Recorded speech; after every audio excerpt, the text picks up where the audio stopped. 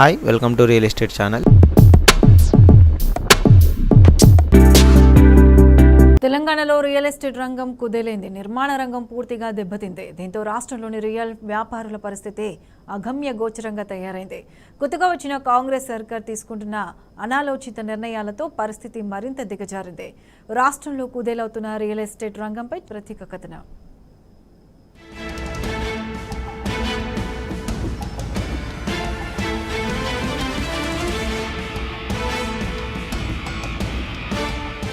గతేడాది వరకు హైదరాబాద్లో రియల్ ఎస్టేట్ రంగంలో వ్యాపారం జోరుగా సాగింది. నిర్మాణ రంగంలో ఆల్ టైమ్ రికార్డులు సృష్టించింది. 3 పువ్వులు 6 కాయలుగా సాగుతున్న ఆయా రంగాల్లో ఒక్కసారిగా స్తబ్దత ఏర్పడింది. దీంతో ఒక్కరు కాదు, ఇద్దరు కాదు, లక్షలాది మంది రియల్టర్లు తయారీ రంగంపై ఆధారపడి జీవిస్తున్న వారు రోడ్డున పడ్డారు.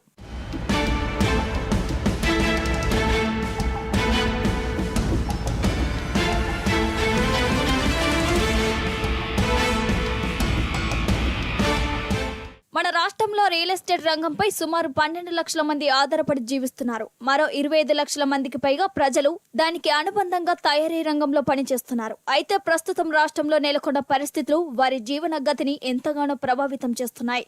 అయితే వీరిని ఆదుకునేందుకు రాష్ట్ర ప్రభుత్వం ఎలాంటి చర్యలు తీసుకోకపోవడంపై సర్వత్రా విమర్శలు వ్యక్తమవుతున్నాయి.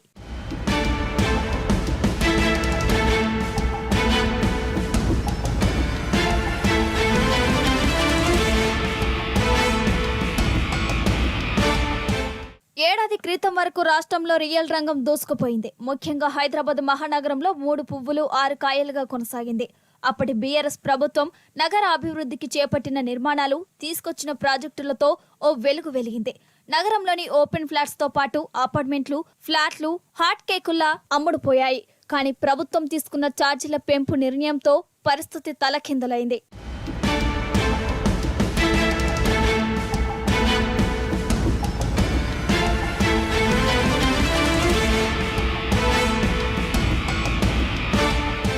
అయితే 7 నెలల క్రితం రాష్ట్రంలో కాంగ్రెస్ ప్రభుత్వం అధికారంలోకి రావడంతో పరిస్థితి ఒక్కసారిగా మారిపోయింది. కొత్తగా అధికారంలోకి వచ్చిన రేవంత్ సర్కార్ విధానాలు, ఫార్మాసిటీని రద్దు చేయటం, కొత్త ప్రాజెక్టులపై స్పష్టత లేకపోవటం, భూముల విషయంలో స్థిరమైన నిర్ణయాలు తీసుకోకపోవడంతో రియల్ ఎస్టేట్ ఒక్కసారిగా కుప్పకూలింది. వాస్తవంగా రియల్ ఎస్టేట్ హైదరాబాద్ నగరంతో పాటుగా తెలంగాణలో ఉన్నటువంటి అన్ని ప్రాంతాల్లో మందగమనంలో ఉన్నది నిజమే. అయితే దీనికి రీజన్ ఏంటంటే అప్పుడు అసెంబ్లీ ఎన్నికల తర్వాత ఈ కాంగ్రెస్ ప్రభుత్వం ఏర్పడి రియల్ ఎస్టేట్ డెవలప్మెంట్కు ఎలాంటి చర్యలు తీసుకోలేదు. అట్లాగే కొత్తగా ఎలాంటి ప్రాజెక్టులు కూడా ఇది కాంగ్రెస్ గవర్నమెంట్ తీసుకురాకపోవటం కూడా ఒక కారణం. కాబట్టి రియల్ ఎస్టేట్ లక్షలాది ప్లాట్లు హైదరాబాద్ నగరంలో సంవత్సరాల తరబడి సేల్కు ఎదురు చూస్తున్నాయి. రేట్లు పడిపోయినాయి, ప్లాట్ల రేట్లు పడిపోయినాయి, అపార్ట్మెంట్ల ప్లాట్ల రేట్లు పడిపోయినాయి, హౌజెస్ రేట్లు పడిపోయినాయి. ఒకప్పుడు 1,50,00,000కు పోయే ఇల్లు ఇవాళ 1,25,00,000కు కూడా ఎవరు అడిగేవారు లేకపోవటం వల్ల రియాల్టర్స్ చాలా ఇబ్బంది పడుతున్నారు. బిజినెస్ లేక రియల్ ఎస్టేట్ వ్యాపారంపైనే అనేక వ్యాపారాలు ఆధారపడి ఉంటాయి. కాబట్టి ఇప్పటికైనా ఈ ప్రభుత్వం మొద్దు నిద్ర నుంచి లేచి రియల్ ఎస్టేట్ డెవలప్మెంట్కు అనేక చర్యలు తీసుకోవాల్సినటువంటి అవసరం ఉంది. రియల్ ఎస్టేట్ వ్యాపారం పైన సిమెంట్ వ్యాపారం కానీ, స్టీల్ వ్యాపారం కానీ, పెయింట్ వ్యాపారం కానీ, హార్డ్వేరు, ఇటుక అనేక వ్యాపారాలు ఆధారపడి ఉంటాయి. కాబట్టి రియల్ ఎస్టేట్ డెవలప్మెంట్ కోసం ఈ ప్రభుత్వం చర్యలు చేపట్టాల్సి ఉన్నది. ఒక్క హైదరాబాద్ మహానగర పరిధిలోనే లక్షలాది ఫ్లాట్లు, అపార్ట్మెంట్లు అమ్మకానికి సిద్ధంగా ఉన్నాయి. అయితే వీటిని కొనే నాదుడే కరువయ్యాడు. దీంతో కొత్త నిర్మాణాలు ప్రారంభించడం పక్కన పెట్టిన బిల్డర్లు నిర్మాణంలో ఉన్న వాటిని కూడా నిలిపివేశారు. దీంతో ఆయా పనులపై ఆధారపడ్డ వారి పరిస్థితి దారుణంగా తయారైంది. రియల్ ఎస్టేట్ అంటే రియల్ నిజం. ఈ నిజాన్ని నిజంగానే నిజం చేయాలి కావాలి. కానీ దీన్ని అబద్ధంగా చేసి ఎల్ఆర్ఎస్ రద్దు చేస్తామన్నారు, బీఆర్ఎస్ రద్దు చేస్తామన్నారు. కానీ ఏది కూడా చేయలేదు. ఇప్పటివరకు ఎల్ఆర్ఎస్ అనేది అది అట్లనే చెత్తబుట్టలో పడేసినట్టే ఉన్నది. ఇంకా దాని గురించి కూడా ఎలాంటి నిర్ణయాలు ఈ కాంగ్రెస్ గవర్నమెంట్ తీసుకోలేదు. ఇంకా తీసుకుంటున్నామని చెప్పి పేపర్లలో, టీవీలలో ఏదో ప్రజలు మభ్యపెట్టడానికి చేస్తుంది తప్ప ఆ రద్దు చేసే విషయాన్ని కనీసం ఖచ్చితంగా మేము రద్దు చేస్తున్నాము, ఎల్ఆర్ఎస్ రద్దు అవుతుందని కూడా 100% వాగ్దానం కూడా కాలేదు. అయినా ఇంకా పెంచుతాము, భూముల ధరలు పెంచుతాము, రిజిస్ట్రేషన్ ఛార్జీలు పెంచుతాము అని చెప్పి ఉన్న ప్రభుత్వం తీసుకున్న నిర్ణయాల వల్ల రియల్ ఎస్టేట్ వ్యాపారస్తులు, రియల్ ఎస్టేట్ ఏజెంట్లు, రియల్ ఎస్టేట్ అమ్మకాలు కొనుగోలు చేసేవారు కూడా చాలా నష్టం జరిగే పరిస్థితి ఉంది. ఎందుకంటే ఇప్పటికే భూముల ధరలు పెరిగి ఉంది, ఇంకా పెంచి ఏం చేసుకుంటారు? ఇంకా ఎంత పెంచుతారు? కనీసం సామాన్యుడు ఒక భూమి కొనుక్కొని ఒక ఇల్లు కట్టుకోవడానికి కూడా, కనీసం ఒక వ్యవసాయ భూమి ఒక ఎకరం కొనుక్కొని వ్యవసాయం చేసుకోవడానికి కూడా చేసుకోలేని పరిస్థితి ఇప్పుడు ఈ ఉన్న ప్రభుత్వ హయాంలో ఉన్నటువంటి వాటిని కంట్రోల్ చేసేసి అందరికీ అందుబాటులోకి తెచ్చే విధంగా ప్రయత్నాలు చేయాలా తప్ప మేము భూముల ధరలు పెంచుతాము, మార్కెట్ వాల్యూ పెంచుతాము, లేకపోతే వ్యవసాయ భూముల ధరలు పెంచుతాము, ఇవన్నీ అనేది వాటికి చాలా ప్రక్షాళన చేయాల్సిన విధంగా కాంగ్రెస్ గవర్నమెంట్ని మేము కోరుతున్నాం.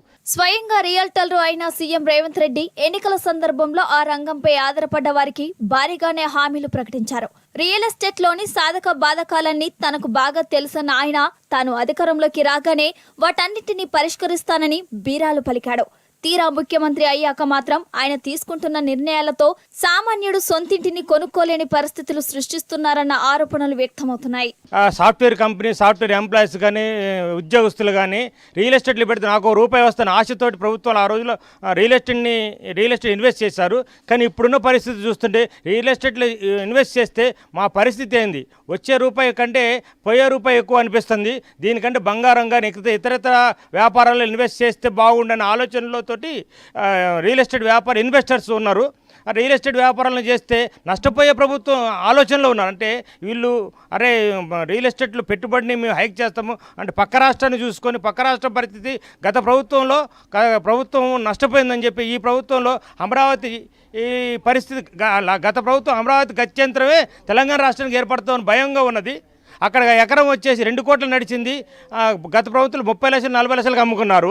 ఇలా అదే తెలంగాణలో 2 కోట్లు 3 కోట్ల రూపాయలు నడిచిన ఎకరం 1 కోటి రూపాయలకు అమ్మే పరిస్థితి వచ్చింది. అది కారణం ఏంది? ఈ ప్రభుత్వం తీసుకున్న నిర్ణయాలు. ఈ ప్రభుత్వాన్ని మేము ఒకటే కోరుకుంటున్నాము, రియల్ ఎస్టేట్ పెంచండి. ఎందువలనంటే మా భవిష్యత్తుని 25 లక్షల రియల్ ఎస్టేట్ లబ్ధిదారులను, 12 లక్షల మంది రియల్ ఎస్టేట్ వ్యాపారుల యొక్క కడుపుని, అంటే మాకు ఇదే వ్యాపారం. ఈ వ్యాపారాన్ని ఇది లేకుండా ఉంటే మేము బతకలేము. మాకు ఇబ్బందులు పడే నిర్ణయాలు ప్రభుత్వం తీసుకుంటే తగిన మూల్యము పక్కగా చెల్లించగలరు. మరోవైపు రియల్ ఎస్టేట్ రంగాభివృద్ధి గతంలోని బీఆర్ఎస్ ప్రభుత్వం ఎంతగానో కృషి చేసిందని పలువురు రియల్టర్లు అభిప్రాయపడుతున్నారు. కొత్త ప్రభుత్వం చేపట్టిన చర్యలతో నాటి ఫలాలన్నీ దెబ్బతింటున్నాయని ఆవేదన వ్యక్తం చేస్తున్నారు. వెంటనే రాష్ట్ర ప్రభుత్వం రియల్ ఎస్టేట్ నిర్మాణ రంగాలను ముందుకు తీసుకెళ్లేందుకు చర్యలు తీసుకోవాలని వారు డిమాండ్ చేస్తున్నారు.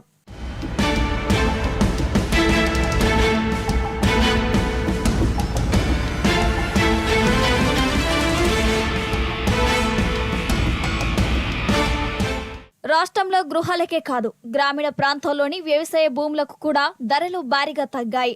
దీంతో ప్రభుత్వం సత్వరమే రియల్ ఎస్టేట్ రంగాన్ని గాడిలో పెట్టేందుకు చర్యలు ప్రారంభించాలన్న డిమాండ్ అన్ని వర్గాల ప్రజల నుంచి వ్యక్తమవుతున్నాయి. హైదరాబాద్ నగరంలో రియల్ ఎస్టేట్ రంగం కుదేలైంది. కొనుగోలు అమ్మకాల్లో భారీగా తగ్గిపోయాయి. హైదరాబాద్ నగరమే కాదు, తెలంగాణ రాష్ట్ర వ్యాప్తంగా రియల్ ఎస్టేట్ మొత్తం కుదేలు కావడంతో రియల్టర్లు తలపట్టుకుంటున్నారు. గత ఏడాది క్రితం బీఆర్ఎస్ ప్రభుత్వం ఉన్నప్పుడు కొనుగోలు అమ్మకాలు జోరుగా సాగాయని, కాంగ్రెస్ ప్రభుత్వం వచ్చిన తర్వాత అమ్మకాలు కొనుగోలు మీద భారీగా ఎఫెక్ట్ పడిందని చెప్తున్నారు. అయితే కాంగ్రెస్ ప్రభుత్వం అనుసరిస్తున్న విధానాలే ఈ రియల్ ఎస్టేట్ రంగం పడిపోవడానికి కారణాలని రియల్ రంగ నిపుణులు చెబుతున్నారు.